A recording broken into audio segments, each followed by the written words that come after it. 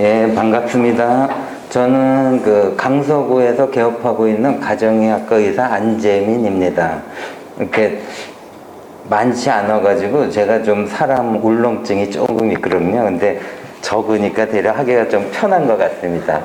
그리고 작년에 이어서 작년에도 제가 이 위산저하증에 대해서 강의를 했고요. 그리고 올해도 똑같이 강의를 하는데 몇 가지 좀 중요한 내용을 좀 추가했고요. 그리고 이 위산저하증은 아무리 강조해도 지나치지 않은 진짜 제일 중요한 질환이고, 우리가 아는 모든 질환의 70% 이상이 위산저하증과 다 연관이 돼 있습니다. 그래서 적어도 이 기능의학에 관심이 있는 분들은 최소한 위산저하증부터 확실히 알고 검사하고 치료할 수 있는 그런 거를 갖춰야 된다고 생각을 합니다.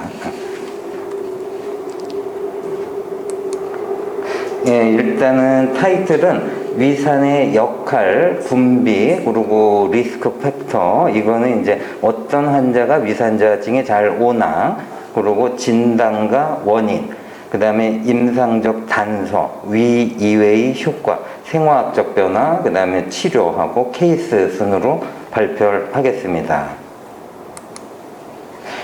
그 위산의 역할은 크게 두 가지죠. 하나는 첫 번째는 박테리사이달한 액션, 그러니까 우리가 먹는 음식이나 이런 것 중에 아무리 깨끗한 음식도 그 음식에는 뭐 펑거스, 바이러스, 박테리아 모든 균이 섞여 있죠. 그래서 위산이 적어도 폐하가 3 이하, 보통 1, 2 정도 유지가 돼야지, 그러니까 폐하 1, 2에서 한 10초, 15초 정도 되면 웬만한 균은 다 죽는다고 합니다. 이 작용이 있고요. 그리고 두 번째로는 다이제스션하고 업서션. 그러니까 가장 먼저 생각할 게 이제 프로테인의 소화죠.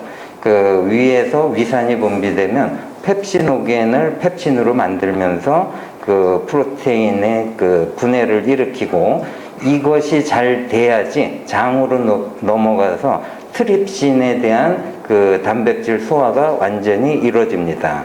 그리고 두 번째는 세크레틴, 콜레시스토키닌, GIP.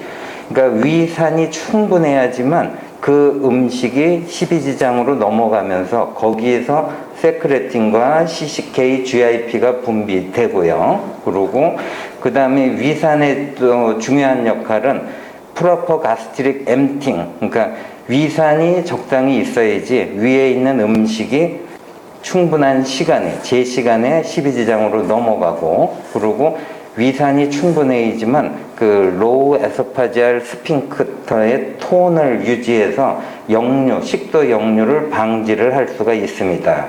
그 다음에 미네랄의 흡수, 이거는 이제 2가 양이온이나 3가 양이온에 대한 흡수를 도와줍니다. 특히 칼슘, 마그네슘, 철, 아연, 구리, 셀레늄, 보론 등이 연관이 있고요. 그 다음에 B12 흡수, 그러니까 위에서 인트린직 팩터를 같이 분비해서 B12 흡수를 시키고, 또 위산은 그 외에도 비타민 A, 비타민 C, 비타민 E, 비타민 K, 그리고 비타민 B 중에서도 1, 2, 6, 9에 대한 흡수를 촉진을 합니다.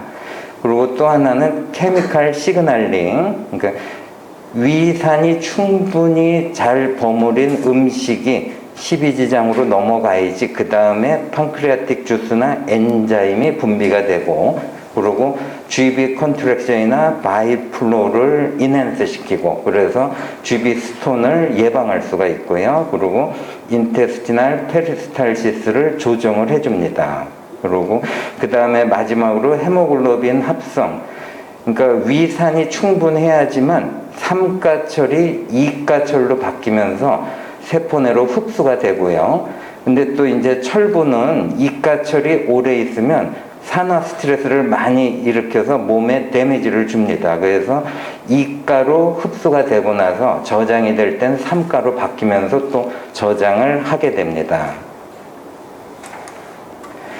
여기 보면 이제 스토막 루멘의 폐하가 1.0 아주 강산을 유지하죠. 그리고 이 위벽세포의 그 사이토졸은 폐하가 7.2 그리고 우리의 혈중 폐하가 7.2 요거는 이제 보통 폐하 7.4 정도를 얘기를 하죠. 그래서 그 위산은 그 태어난 날부터 아기한테 이미 만들어져 있고 만 2세가 되면 거의 성인과 비슷해집니다. 그러니까 워낙 위산이 중요하기 때문에 태어날 때부터 이미 아기의 위에는 위산이 있습니다. 그리고 위산은 보통 하루에 폐하 0.8 정도의 그 160mol/L 농도로 하루에 2.5리터 정도를 분비한다고 합니다. 그리고 위산은 대부분이 이제 HCl, 그리고 일부가 KCl, 일부가 NaCl이 섞여 있습니다.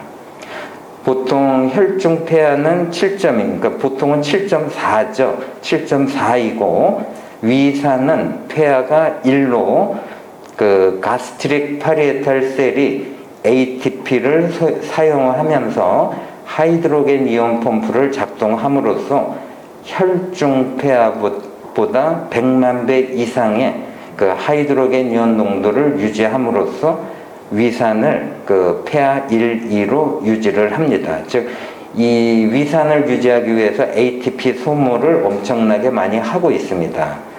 그리고 위에서는 위산 말고도 뮤코스를 분비를 해서 위산으로부터 위벽을 보호해 주고요. 그리고 이제 헬리코 감염에 대한 게 이제 위하고 제일 연관이 많죠.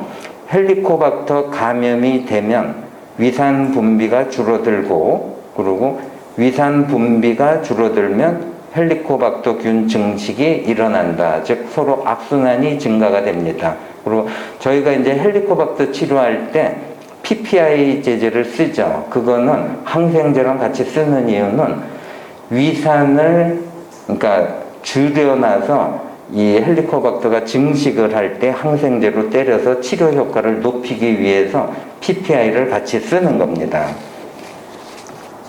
그리고 이제 위산 저하가 심할수록 헬리코박터 감염이 늘어나고, 그리고 B셀 가스트릭 림포마와 연관이 되며, 그리고 보통 일부는 헬리코박터가 치료가 되면 위산 분비도 회복될 수 있습니다. 근데 제가 쭉 봐서는 50대 이후에는 헬리코박터가 치료가 돼도 위산 분비가 회복되지 않는 경우도 꽤 많습니다. 그리고 가스트린은 헬리코박터균의 스페시픽 글로스 팩터이다. 즉, 이 말은 헬리코박터균은 위산이 없을수록 자라기 좋은 환경이고, 거기에다 플러스 가스트린 분비가 많은 환자분들, 그러니까 저희가 검사할 때 펩시노겐뿐만 아니라 가스트린도 검사를 하는데, 가스트린이 높을수록 점점 헬리코박터균은 더 잘 자란다고 합니다. 위산의 분비, 저희가 이제 학교 다닐 때 배웠던 뭐 음식 생각이나 냄새, 맛, 뭐 음식을 씹거나 음식이 직접 위에 들어가면 G셀을 자극해서 가스트린 분비가 되고요. 가스트린은 엔테로크로마핀 라이크 셀을 자극을 하고, 여기서 히스타민이 분비가 돼서 파리에탈 셀을 자극을 하고, 그리고 가스트린 자체는 직접 또 파리에탈 셀을 자극을 합니다. 그래서 위산이 분비가 되고요. 위산이 분비가 또 많아지면 네거티브 피드백으로 D셀 자극으로 조마토스테틴이 분비하여 G셀이 억제돼서 가스트린이 억제가 됩니다. 그 위산 형성에 이제 아연이 아주 중요한 작용을 하거든요. 그래서 그 징크, 이것이 없으면 위산 분비에 장애가 생기고, 위산이 없으면 징크를 흡수하지 못한다. 즉, 하이드로겐 포타슘 ATPase의 그 이온 채널을 징크가 조절을 합니다. 그리고 징크는 일시적으로 위산 분비를 억제하므로 이 흡수를 위해서는 위산과 같이 처방해서 먹는 것이 좋습니다. 그 위산 저하증의 리스크 팩터. 그러니까 위산 저하증은 이제 여러분들이 환자를 볼 때 얘기만 해보고 무슨 어떤 증상이 있고 이것만 봐도 추측을 할 수가 있습니다. 그래서 이런 환자들은 위산 저하증이 있겠구나. 그래서 특히 65세 이상의 고령, 그러니까 나이가 들수록 위산 저하증은 점점 심해집니다. 근데 이제 현재까지 밝혀진 바로는 나이 자체, 그러니까 에이징 자체가 위산 저하증을 일으킨다고 보긴 힘들고요. 다른 여러 가지 원인으로 위산 저하증이 심해진다고 보고 있습니다. 그 다음에 크로닉 스트레스, 뭔가 스트레스를 하루 종일 받는 사람들은 위산 저하증이 올 수밖에 없습니다. 그리고 PPI나 H2 브로커를 먹고 있는 사람들, 그리고 영양 결핍, 그 중에서도 비타민 B계통, B1이나 B3가 부족한 사람들, 그리고 미네랄에서는 징크, 이것이 부족한 사람들은 위산 자체를 만들어내질 못합니다. 그리고 헬리코박터 파일로리 감염된 사람, 당연히 위산이 줄어들겠죠. 그리고 가스트릭 서저리한 사람들, 그 다음에 크로닉 오버이팅, 그 대식가들 계속 하루 종일 먹는 사람들은 결국은 위산이 줄어들 수밖에 없습니다.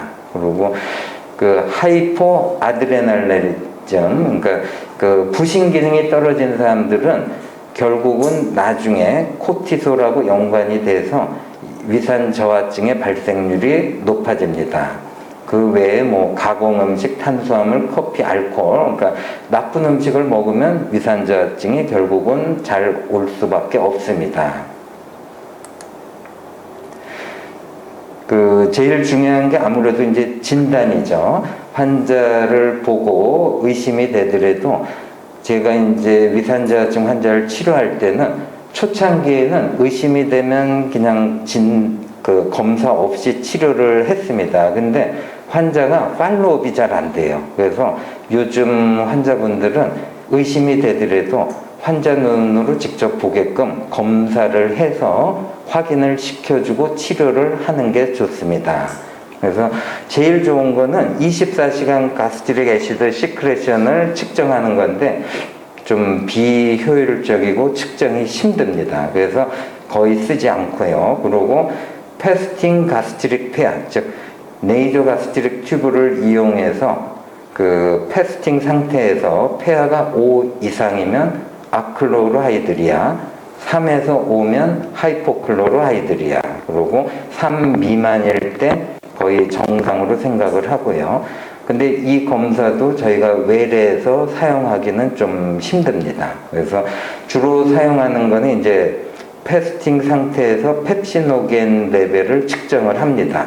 근데 이제 이 측정이 정확히 되려면 PPI나 H2 블로커를 2주 동안 금지를 시켜야 됩니다.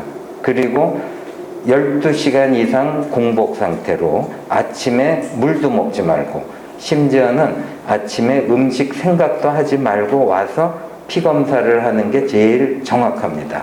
그래서 일단 헬리코박터균이 없을 때는 남자 같은 경우는 이제 펩시노겐 1이 70 미만, 그리고 여자는 펩시노겐 1이 60 미만. 그래서 보통은 정상 레벨을 펩시노겐 1은 그 남자는 70에서 120, 여자는 60에서 120을 노멀 레인지로 봅니다. 그리고 헬리코박터균이 있을 때 남자는 펩시노겐 1-2 레이셔를 4.5 미만, 여자는 3.8 미만을 그 위산 저하증으로 보고요. 근데 이거는 그 아트로픽 가스트라이티스를 응용해서 만든 그 방법이라서 정확성이 한 75%, 80% 이내입니다. 그래서 이 검사에서 이 위산 저하증이 나왔더라도 제일 중요한 거는 환자 증상과 같이 겹쳐보고, 그래서 꼭 확인을 하는 게 좋습니다.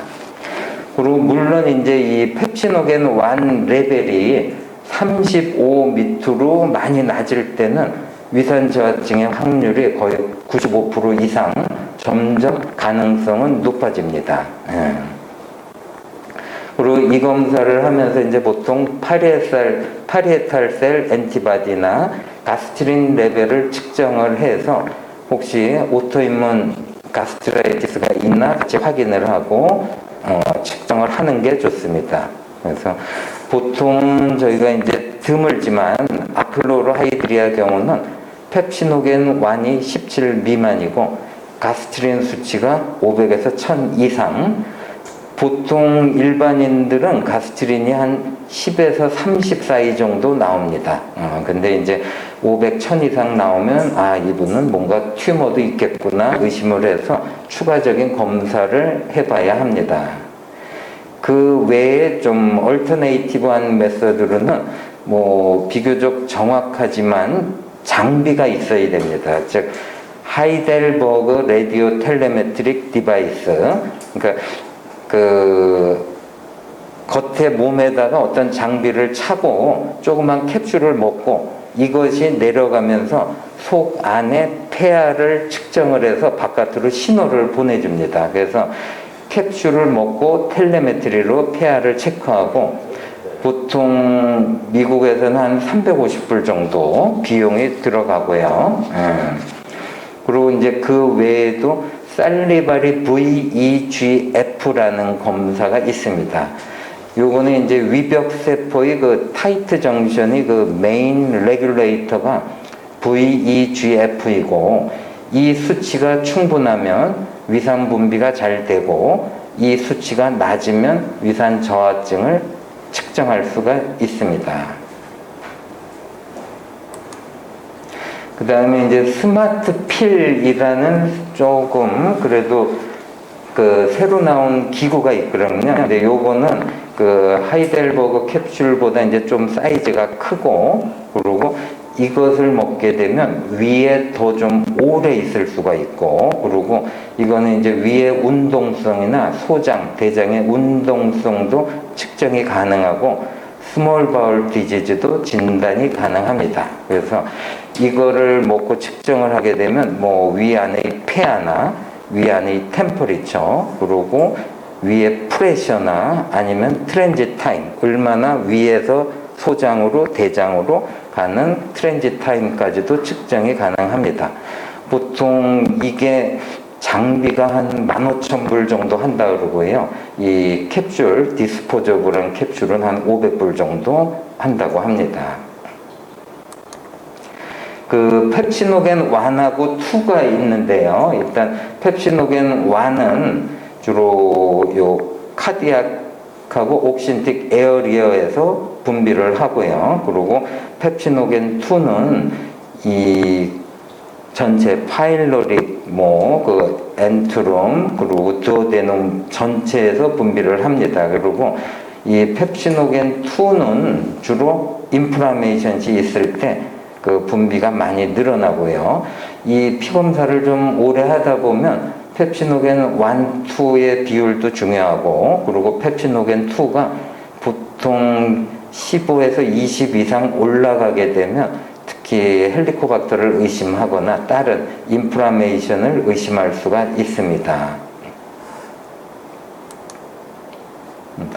그 프리리미나리 셀프 테스트, 그 환자들이 검사를 하기가 특히 요즘 PPI를 거의 안 먹는 사람이 없기 때문에 2주 이상 끊고 검사하기가 좀 힘듭니다. 그래서 스스로 셀프 테스트로 아침 공복에 그 8온스의 찬 물에다 베이킹소다 4분의 1에서 2분의 1 스푼을 타가지고 그거를 먹었을 때 2, 3분 안에 트림이 안 나오면 위산 부족을 의심하고, 그리고 두 번째는 이제 하트번이 있을 때 신선한 레몬 주스를 먹어봐서 만약에 그 좋아지면, 증상이 좋아지면 위산 부족을 의심할 수 있습니다. 그리고 보통 이 위산 부족인 사람들은 외식을 할 때 바깥에서 다 같이 똑같이 음식을 먹어도 혼자서 탈이 나는 경우가 많습니다. 그러니까 초밥, 생선회, 뭐 냉면, 샐러드 같은 찬 음식을 먹고 자주 설사를 할 때, 그리고 식후에 과일이나 물을 먹고 혹은 탄산칼슘을 먹고 소화가 안 되는 사람은 일단 의심을 할 수가 있습니다. 그 위산 저하증의 원인, 뭐 제일 처음으로 헬리코박터 파일로리 가스트라이티스, 전 인류가 50% 이상이 헬리코박터 파일로리에 감염이 돼 있다고 합니다. 이거로만 봐도 위산 저하증은 좀 더 늘어날 수밖에 없죠. 그리고 아트로픽 가스트라이티스, 그러니까 60세 이상에서 30% 이상이 아트로픽 가스트라이티스가 나타나고요. 그리고 에이징, 65세 이상에서는 뭐 30% 이상이 나타나고, 그리고 약물, PPI나 H2 블로커 이외에도 NSAID나 엔티바이오틱스, 이거를 복용해도 똑같이 위산 저하증이 나타납니다. 그리고 가스트릭 서저리나 레디에이션 세라피를 받는 환자분들, 그리고 위산의 성분이 되는 징크, 클로라이드, 소디움, 포타슘이 부족한 경우, 그리고 비타민 B, 특히 B1이나 B3가 부족한 펠라그라의 경우도 위산 저하증이 원인이고요. 그리고 바일 리플록스 가스트라이티스, 제가 지금은 내시경을 안 하지만 전에 10여 년 전에는 내시경을 할 때는 더러 환자들 중에서 이제 녹색으로 위벽 전체가 다 이렇게 묻어 있는 경우, 그 바일 자체가 그 위산 저하증의 원인이 됩니다.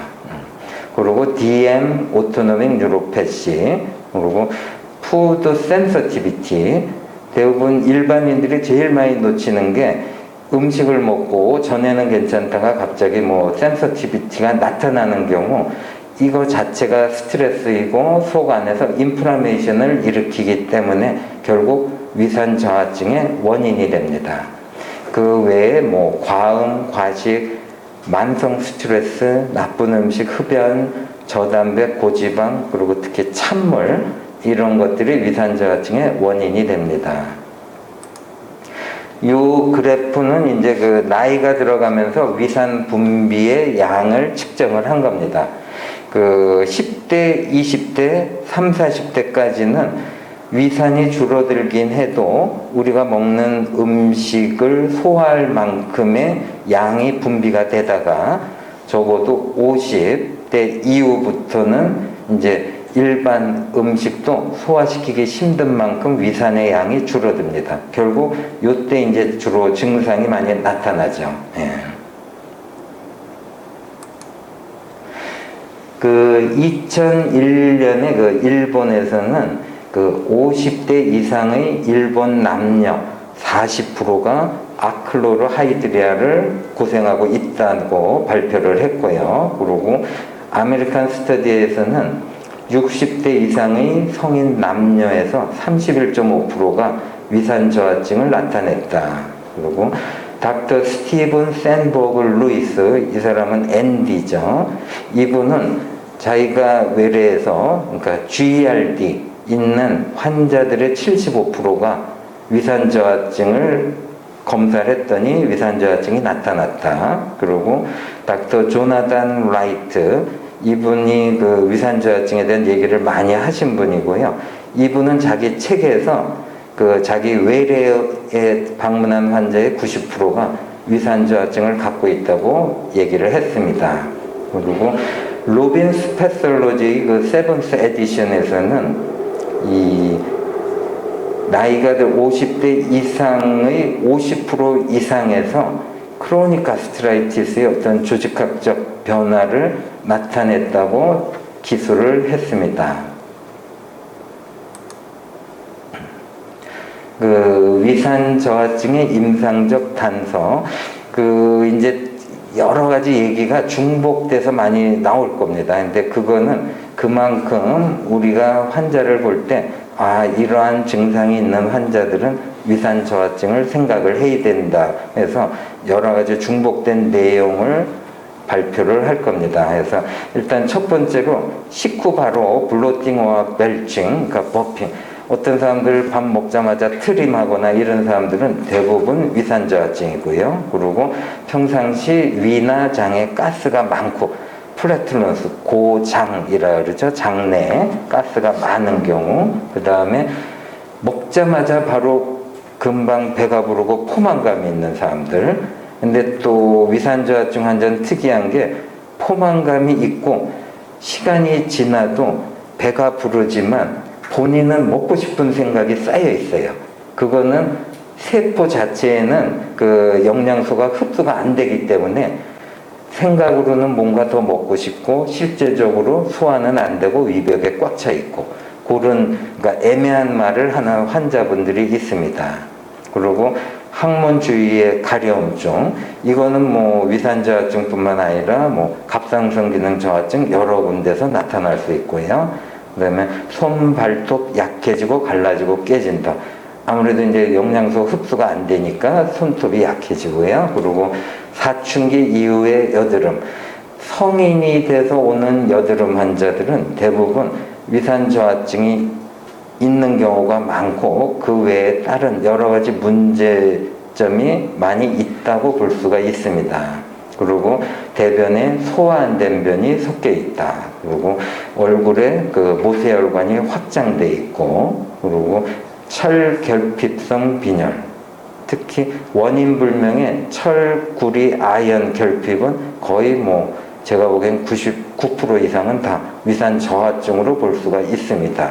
그리고 만성적인 장염증, 그리고 다양한 음식에 대한 알러지, 이거는 당연하게도 모든 알러지는 그러니까 위에서 충분히 분해고 잘게 쪼개고 멸균을 시키고 소화를 시킨다면 장에 대한 알러지에 대한 로딩이 줄어들 수밖에 없죠. 그러니까 소화를 못하니까 결국은 알러지가 늘어나고요. 그리고 특히 이분들 중에 영양제를 먹었는데 속이 안 좋다, 이런 분들도 대부분 위산저하증이 있습니다. 그리고 항상 위에 음식이 걸린 듯한 느낌, 이런 게 나타나고요. 여기서도 이제 똑같이 반복이 되지만 뭐 식후 1시간 안에 벨친 가스가 있다. 그리고 그 하트번이나 애시드 리플럭스, 그러니까 좀 이따 나오겠지만 이제 위산저하증 환자들에서 GERD가 특히 많이 나타납니다. 보고, 그리고 뭐 이팅 후에 블로팅이 있고 베이가니즘, 그리고 할리토시스, 그러니까 구취가 심하고, 그리고 뭔가 몸에서 땀 냄새도 이상한 말오도로스 퍼스피레이션, 그리고 일단 고기에 대한 식욕이 없고 소화를 못 시키니까 본인이 피하는 거죠. 그리고 그 비타민을 먹고 위장장애가 나타나고, 그다음에 식후에 항상 꽉 찬 느낌, 뭔가 아침을 피하고 싶으니까 안 먹어야지 속이 편해지죠. 그리고 밥을 안 먹으니까 훨씬 기분이 좋다. 그리고 식후에 바로 졸린 느낌, 그리고 손 발톱이 깨지고 원인 그 아이언으로 치료가 안 되는 아네미아, 그 다음에 뭐 다이아리아, 그리고 여러 가지 뭐 블랙와 타리스툴, 그런 게 연관이 있고요. 그 위산 저하증은 단순히 이제 그거로 끝나는 게 아니라 몸 전체 영향을 많이 끼칩니다. 특히 박테리아 오버글로스, 시보와 리크거 신드롬을 일으키고요. 그 다음에 위에서 작용을 못하니까 뉴트리셔널 데피션시, 특히 프로테인, 칼슘, 마그네슘, 철, 아연, 구리, B1, 6, 9, 12, 비타민 A, C, E, 인트린식 팩터, 그 외에도 뭐 망간, 크롬, 몰리브덴, 셀레늄, 그리고 보론, 이 전부 다 결핍이 옵니다. 그리고 헤비메탈 버든에 대한 리스크가 높다. 그러니까 위산저하증이 있으면 저는 꼭 이제 모발 검사나 중금속 검사를 하는데요. 이 위산 저하증으로 인해서 철분 결핍으로 트랜스포트 프로테인의 변화로 특히 납이나 카드뮴 등의 중금속이 체내에 많이 쌓일 수 있습니다. 그리고 알러지가 많다. 특히 소아 천식 환자의 80% 이상은 위산 저하증으로 나타났다는 보고가 있고요. 그리고 멀티플 푸드 알러지, 그 외에도 뭐 오토임문 디지즈나 크로닉 포티그 신드롬 환자에는 기본적으로 위산 저하증이 있을 거로 생각을 합니다. 그리고 캔서 연관성 나이트로사민이나 시보, 파라자이틱 인펙션 등의 연관성이 있고요. 그래서 그 위산 저하가 의심되면 모발 중금속 검사나 소변 유기산 검사를 고려해 보는 게 좋고요. 그리고 위산 보충을 먼저 하면서 중금속 해독을 하는 게 좋습니다. 예. 그 위산 저하증의 생화학적 변화, 저희가 이제 랩을, 저는 환자를 진료 볼 때 그 처음에 검사를 좀 여러 가지를 많이 합니다. 그러니까 혈액 검사로 할 수 있는 웬만한 검사는 다 하고 있고요. 그 검사를 보면 그것만 봐도 좀 의심을 할 수가 있습니다. 특히 프로테인이나 알부민은 대부분 조금씩 감소돼 있고요. 그리고 철분, 칼슘도 정상이거나 좀 줄고, 특히 마그네슘, 아연, 구리, 포스페이트 E는 감소되고, 클로라이드, 사이아민도 감소되고, 애니온갭이나 CO2가 증가하고, 소화가 안 되고 이제 박테리알 그 오버글로스가 의심이 돼서 NH3와 BUN은 증가를 합니다. 그리고 여기서 이제 BUN의 증가는 그 레퍼런스 레인지, 그러니까 뭐 보통 뭐 5에서 23 이렇게 넓게 보지 않고요. 보통 저희는 이제 옵티말로, BUN 같은 경우는 옵티말을 10에서 16 정도로 봅니다. 그래서 16이 넘어가는 경우 위산 저하증이 좀 의심이 되고 시보가 있을 거다 생각을 합니다. 그리고 글로불린의 증가, 그러니까 저는 피검사에서 꼭 알부민을 같이 체크를 해서 알부민과 글로불린의 비율을 따지고 이 환자가 인플라메이션이나 오토임문의 가능성을 같이 체크를 해서 글로불린이 증가되면 좀 의심할 수가 있습니다. 그리고 그 랩에서 클로라이드가 100 미치고 CO2가 27을 넘고 애니온갭이 12가 넘으면 이것만 갖고도 이분은 위산 저하증의 가능성이 있다 얘기할 수가 있고요. 그리고 좀 더 구체적으로 BUN이 16이 넘고 P가 3 미만이고 MCV가 90을 넘고 글로불린이 높고 알부민이 낮고 포타슘이 높거나 소듐이 낮을 때 위산 저하증을 생각할 수 있습니다. 이 위산 저하는 갑상선 기능 부전, 빈혈, 골다공증, 위염, 위암, 폐렴 등 모든 심각한 질환의 위험 인자를 가지고 있고, 위산 저하는 면역 불균형, 감염, 장애 유산균 불균형, 소화 기능 저하, 호르몬 불균형, 영양 불균형, 대사증후군 등 모든 만성적인 질환의 원인이 되고, 그리고 실제적으로 그런 질환의 70% 이상이 위산 저하증과 연관이 있습니다. 그 위산 저하증과 연관된 만성 질환, 모든 오토임문 질환이 거의 나타나고요. 그 중에서 루푸스, 알러지, 아스마, 사이로이드 디지즈, 아크네, 소리아시스, 액제마, 가스트라이티스, 크로닉 오토임문 디소더, 그리고 오스테오포로시스, 퍼니셔스 아네미아 등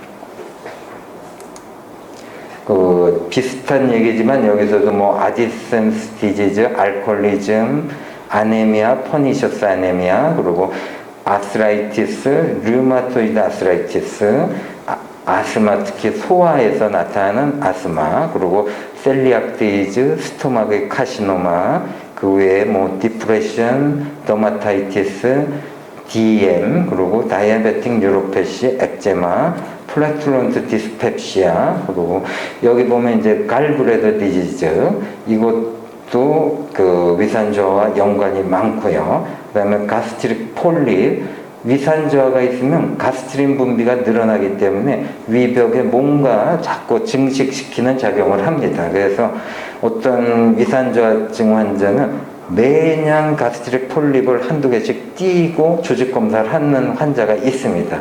그런 분들은 이 위산저하증에 대한 치료를 하면 분명히 효과를 봅니다. 그 외에도 뭐 사이로이드에 대한 거, 루푸스 에리테마토스스, 마이아스테니아 그레비스 등 뭐 비틸리고 올티카리아 등 여러 질환이 다 연관이 있습니다. 여기서도 이제 또 중복이 되는 그런 내용들이, 그러니까 제가 이거를 여러 가지를 해놓는 거는 골고루 읽어보면서 환자분들이 이런 종류의 환자들은 위산저하증과 연관이 있구나. 그래서 이것도 이제 똑같이 비슷하고 여기에 이제 특히 아드레날 플라브렘, 그러니까 위산저하증이 있으면 그거 자체가 소화에 문제가 되고 몸에 인플라메이션이 일으키고 그것이 우리 몸의 코티솔 분비를 계속 지속적으로 자극을 하고 결국은 그 아드레날 프라브렘을 일으킬 수밖에 없습니다. 예. 그 내추럴 메디슨의 그 클리니션 핸드북에 2016년도에 그 아스마로 진단받은 소아의 80%가 위산저하증을 보여준다고 발표했고요. 그리고 이 인테스티널 퍼미어빌리티가 증가된, 즉 리키 것이 있으면 이거 자체가 푸드 엔티젠 로드를 증가시키고 결국 임문 시스템을 액티베이션 시키고 그 외에 추가적인 알러지의 리스크가 높아지면서 브론코 컨스트럭티브 컴파운드의 노출을 증가시킨다. 그 닥터 벤 리브라는 그 ND 이분이 쓴 책에는 그 GERD의 어떤 그 미신, 그러니까 GERD는 절대 위산이 많아서 생기는 게 아니다, 바보들아, 막 이 정도까지 이렇게 썼습니다.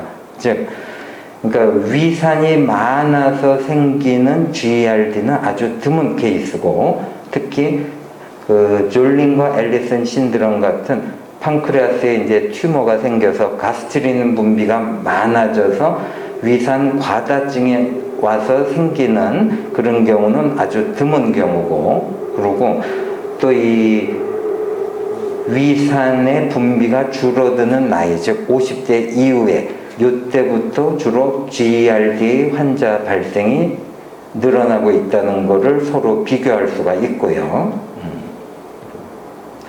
보통 이제 기존 그 컨벤셔널 메디슨에서는 위산저하증을 대부분 뭐 하야탈 허니아, 스트레스, 졸린과 앨리슨 신드롬, 그 외에도 뭐 프레그넌시나 스모킹을 원인으로 듭니다. 근데 아직까지는 뭐 위산저하증에 대한 얘기가 전혀 없지만 다른 여러 가지 상황을 봐서는 이 GERD의 70-80% 이상은 위산저하증이 원인이라고 얘기할 수가 있습니다. 이 GERD에 대한 그 치료는, 그러니까 whole person, 전체 환자를 치료하고 언더라인 코즈를 치료하는 쪽으로 치료를 잡아야 되고, 그리고 제일 중요한 거는 이 GERD가 있는 경우 위산저하증이 있다는 것을 인식을 하면서 치료를 시작하는 게 좋습니다. 그리고 이 내추럴 웨이 방법으로는 그 애플 사이다 비니거나 그리고 다이제스티브 비터, 요거는 주로 이제 그 저희가 쓰는 게 샐러리나 뭐 파파야, 뭐 단데리언, 뭐 민들레 이런 것들이 그 식사 전에 먹으면 위산 분비를 촉진하는 작용을 하고요. 그리고 베타인 HCl, 이거는 저희가 쓰기 시작한 게 벌써 100년이 넘은 아주 안전하고 인정된 그런 치료법입니다. 그리고 DGL, 이것도 같이 사용을 합니다. 그 네이처지에 발표된 내용으로 그 가스트릭 애시드 서프레션, 그러니까 PPI나 이런 걸 썼을 때 장내에 인테스티널 엔테로코쿠스를 증식해서 알코올릭 리버 디지즈를 악화시켰다. 이런 논문이 있습니다. 근데 이제 이거 말고도 알코올릭 리버 디지즈뿐만 아니라 넌 알코올릭 리버 디지즈에서도 똑같은 작용이 나타났고요. 그 내용은 가스트릭 애시드를 서프레션 했더니 장내에 엔테로코커스가 증가하고 그것이 포탈베인을 통해서 트랜스로케이트 되면서 톨라이클 리셉터 2를 통해서 커퍼셀에 작용을 해서 인터루킨 1베타를 분비하면서 헤파토사이트에 손상을 준다는 게 밝혀졌습니다.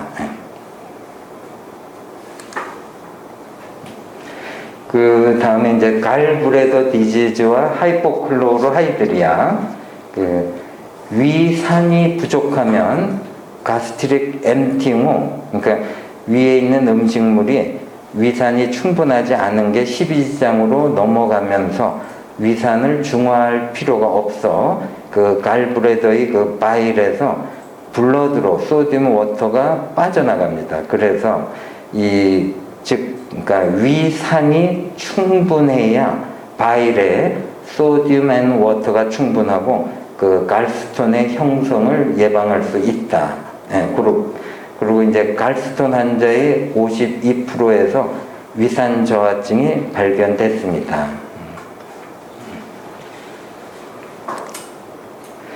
그 제일 중요한 게 이제 아무래도 치료죠. 그러니까 원인 치료는 이제 뭐 생활 습관 및 식습관 교정, 그리고 스트레스 관리, 이게 중요하고요. 그리고 그 피해야 될 약 PPI, 그 현재 최근에 나온 내용으로는 전 세계에서 가장 많이 팔리는 약 3번째 안에 PPI가 들어간답니다. 뭐 한 해에 몇백억 달러 이상 판매가 되고 1억 건 이상의 처방이 되고 있고, 그리고 미국에서도 제일 많이 팔리는 약으로 PPI가 들어가 있고요. 이런 PPI나 H2 블로커, NSAID, 엔티바이오틱스를 피해야 되고요. 그리고 헬리코박터는 검사를 해서 나온다면 반드시 치료를 하고요. 그리고 그 외에 이제 증상 치료 및 예방으로는 뭐 베타인 HCl, 엔자임, 식초를 사용을 합니다. 근데 환자분들한테 이 위산 저하증이라 해서 베타인 HCl을 처음부터 쓰게 되면 이 위산 저하가 있어도 위벽이 약한 환자분들은 궤양을 일으킬 수가 있습니다. 그래서 먼저 식초를 희석해서 환자한테 사용을 해보고 속이 쓰리거나 뜨겁거나 화끈거리는 게 없으면 그 다음에 베타인 HCl을 사용하는 게 좋습니다. 그리고 베타인 HCl은 정상적인 사람은 하루에 자기가 위산 분비를 따져봤을 때 한 7알에서 8알 정도의 위산을 분비합니다. 그래서 그 자기의 그 위산 저하증 상태에 따라서 하나를 쓰든 아니면 부족한 사람은 3알, 4알, 5알까지도 사용을 하는 게 좋습니다. 그 다음에 중요한 거는 이제 식사 중 수분 제한. 그러니까 적어도 식사하기 30분 전, 그리고 식사를 했으면 1시간 이후에 그 안에는 수분 제한을 하는 게 좋고요. 그리고 샐러리나 파파야 등 이거는 그 식전 30분 전에 먹으면 위산 분비를 촉진해서 식사할 때 소화에 도움이 되고요. 그리고 기름지거나 튀기거나 가공 음식을 피하고 잠자기 3시간 전에 금식을 하고, 그리고 FMD, 그러니까 패스팅 미믹 다이어트를 하게 되면 그 위산 저하증 환자에서 조금씩 회복되는 경향을 보일 수 있고요. 그리고 부족하거나 필요한 영양소를 보충하고 아미노산, 비타민 B, 그 외에 미네랄, 그 다음에 위산 저하증 환자는 항상 캔서 모니터링을 해야 합니다.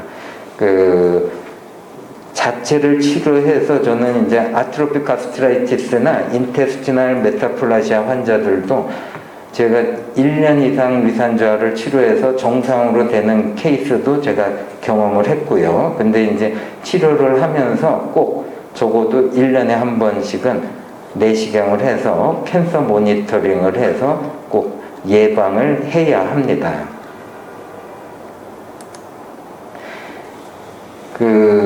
여러 가지 치료가 있지만 그래도 이제 제일 내추럴하게 위산의 생성을 증가시키는 방법. 첫 번째로는 그러니까 relax at mealtime, 즉 편안할 때 먹어라. 그러니까 하루에 릴렉세이션 리스판스를 두세 번 정도 해서 교감신경이 내려가고 부교감신경이 올라간 제일 편안할 때 식사를 해라. 그리고 두 번째는 발효된 야채, 김치나 아니면 사워크라프트 같은 거를 같이 먹는 게 좋고요. 그리고 세 번째는 진짜로 좋은 음식을 먹어라. 그러니까 가공된 음식이나 GMO 음식, 그리고 여러 첨가제가 들어간 음식은 피하고, 그리고 또 리얼 솔트, 여기서는 이제 히말라얀 솔트를 먹으라 했는데 좋은 소금은 저는 꼭 권장을 합니다. 예. 그 다음에 여기 또 나오는 징크, 그러니까 징크가 들어간 음식을 충분히 섭취해서 몸 안에 징크가 충분히 쌓여야지만 위산 생성에 도움이 됩니다. 특히 펌킨 시드, 그러니까 해바라기 씨 등을 먹고, 그리고 징크의 흡수를 높이려면 기본적으로 비타민 C, 비타민 E, B6, 마그네슘이 충분해야 징크의 흡수를 또 높일 수가 있습니다. 그리고 홀푸드 멀티비타민, 그러니까 좋은 비타민 미네랄이 충분한 슈퍼푸드를 충분히 먹고요. 그 중에 비타민 B는 특히 나이아신, 사이아민, B6, 특히 활성형으로 된 피리독살 5 포스페이트가 들어간 거를 충분히 섭취하고요. 그리고 이 소화에 도움을 주기 위해서는 음식의 배합을 신경을 써야 한다. 즉 프로테인과 카보하이드레이트는 같이 먹는 게 안 좋다. 즉 카보하이드레이트는 위산의 생성을 억제하고 프로테인은 위산이 소화하는 데 필요한 상태이기 때문에 카보하이드레이트와 프로테인은 같이 먹지 말고 그 대신 프로테인은 로우 스타치 베지터블과 같이 먹고, 그리고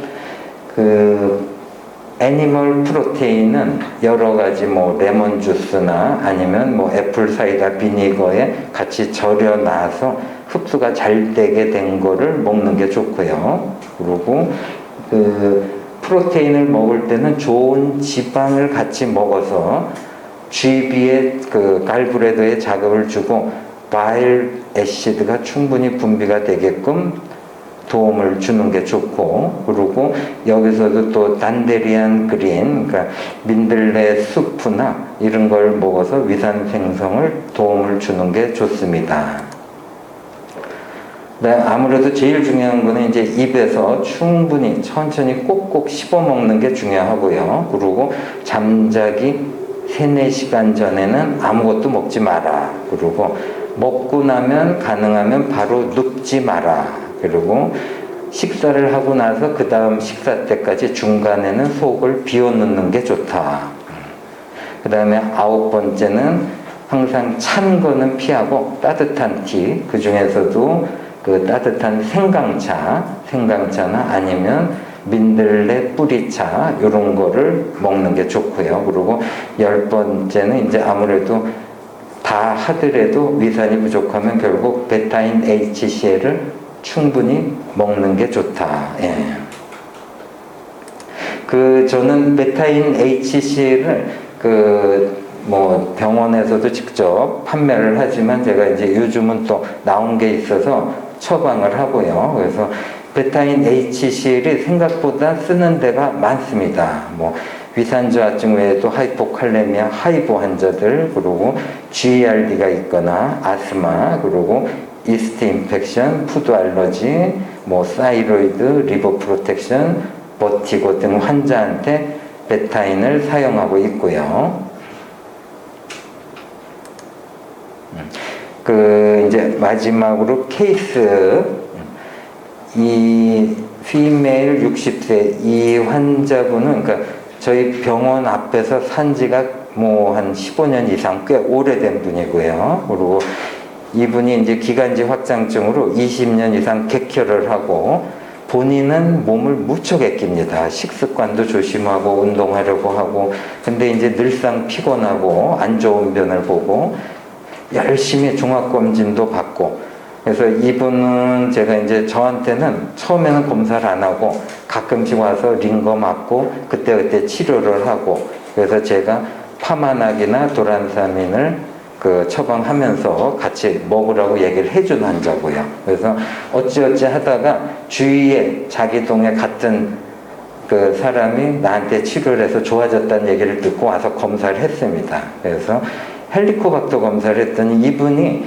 내시경에서 계속 헬리코박터가 없다고 몇 년째 나왔는데 저한테 이제 UBT 검사를 했더니 양성으로 나왔고요. 그리고 그 외에 뭐 모발 중금속에서는 뭐 우라늄, 수온, 엔티몬, 구리 과잉으로 나왔습니다.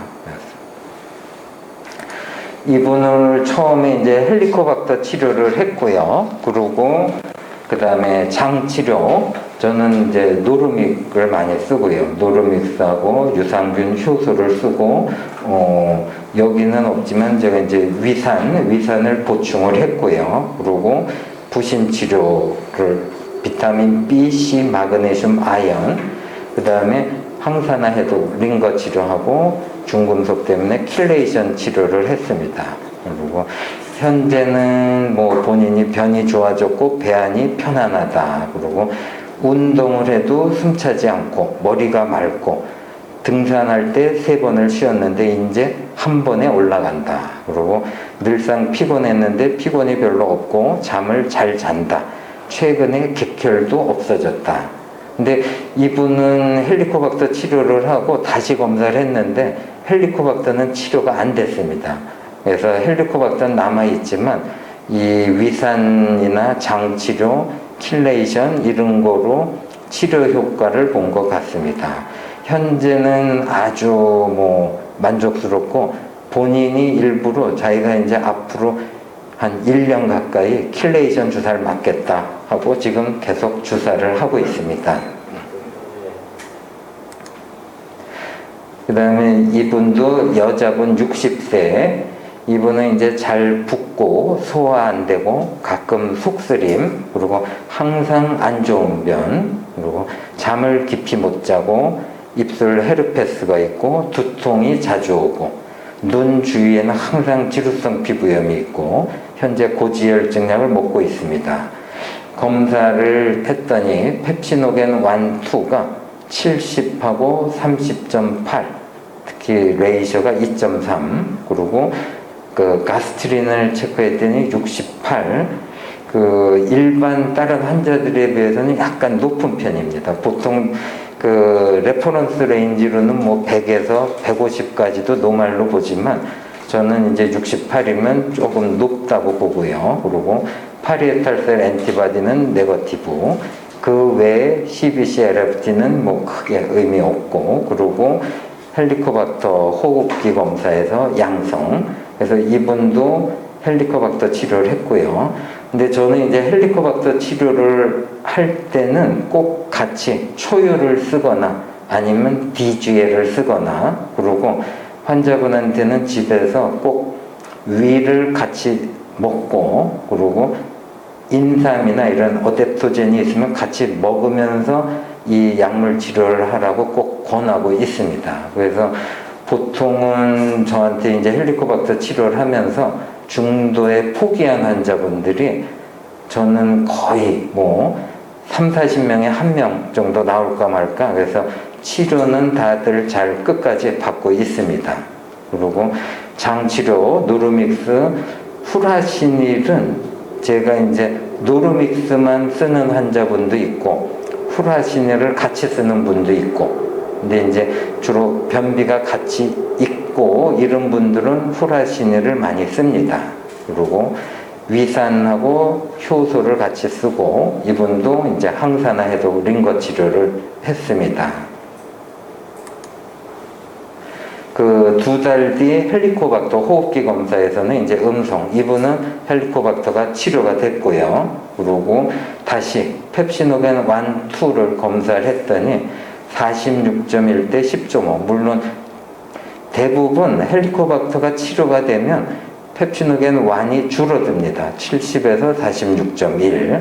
그리고 펩시노겐 2, 인플라메이션도 30.8에서 10.5로 줄어들었고요. 그래서 현재는 이 상태고, 이분은 이제 뭐 가스가 줄어들고 속이 편해지고 뭐 가끔 화끈거리는 느낌은 있고, 그래서 아직도 뭐 초유는 계속 먹고 있고요. 그리고 변도 좋아지고, 이분이 상당히 이제 좀 퉁퉁하신 분인데 본인 말로는 이제 배가 많이 홀쭉해졌다, 편해졌다 얘기를 하고요. 그리고 아직은, 그러니까 이분 같은 경우는 위산 저하증은 치료되기는 힘들어서 베타 플러스를 계속 쓰고 있고, 효소도 계속 사용 중이고, 그리고 초유는 본인이 이제 원에서 쓰고 있고요. 그리고 뮤코스타나 비타민C, 마그네슘, 코엔자임 Q10 현재 이렇게 사용을 하고 있습니다.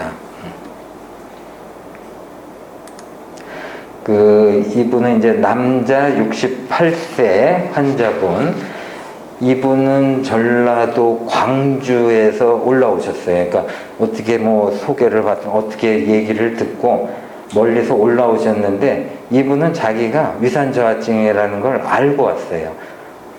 내가 위산저하증이 있다. 그래서 이미 자기가 베타인, 글루타민, DGL, 엔자임을 다 먹고 있어요. 그래서 그래도 뭐 제가 이제 검사를 해보고 좀 정확히 체크하자 그래서 펩시노겐 1, 2가 역시 1이 52.1, 그리고 가스트린은 22로 올라가 있진 않고, 헬리코박터는 네거티브고, 그리고 CBC LFT 상에서는 크게 이상은 없습니다. 그리고 모발 검사에서 이분은 중금속, 납이나 수은이 좀 많이 나온 상태고요. 그래서 이분은 그러니까 본인이 먹고 있는 걸 하는데도 이제 뭔가 부족해서 이제 저희 병원에 와서 검사를 했습니다. 치료를 제일 중요한 거는 이분은 이제 교육을 위주로 했죠. 일단 식습관과 생활습관, 식사 때 절대 국물을 금지, 그러니까 뭐 국이든 찌개든 물김치든 금지를 하고, 그리고 이분은 제가 주 1회 공복 시간을 16시간 이상 FMD를 하게끔 얘기를 해줬고요. 그리고 이분은 명상과 복식호흡, 그리고 본인이 사교 댄스를 좋아한다 그래서 운동을 꾸준히 하게끔, 그래서 이분은 처음에 모든 약을 끊게 하고 일단 장 치료부터 노르믹스 유산균 효소를 썼습니다. 그리고 위산 보충을 식초를 먹어서 괜찮아서 베타인을 썼는데 본인이 한 알씩 계속 먹고 있더라고요. 그래서 제가 4알까지 올렸는데도 괜찮아서 지금은 4알을 먹고, 그러니까 식사를 점심 저녁 제대로 먹을 때는 4알, 아침에 간단히 먹을 때는 1알, 보통 그렇게 늘렸고요. 그리고 킬레이션 주사를 맞으려고 좀 한 달에 한 번씩 올라오고 계십니다. 그래서 지금 한 6개월 지났는데 이제 조금씩 몸이 따뜻해지고, 그리고 소화되는 듯 좀 편해지고, 근데 이분은 체중이 아직도 워낙 176cm에 48kg, 진짜로 엄청 말랐습니다. 그래서 체중은 그대로지만 뭔가 조금씩 좋아진 느낌이 있다. 그래서 그렇게 얘기를 합니다.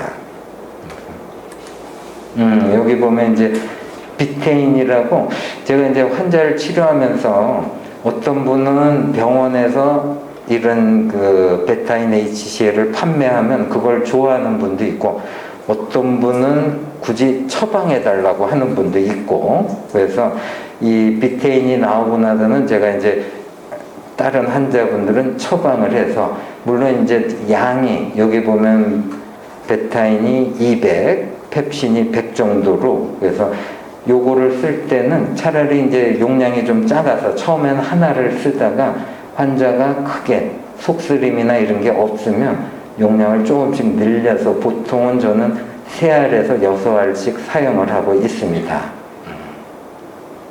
예, 이상입니다. 예.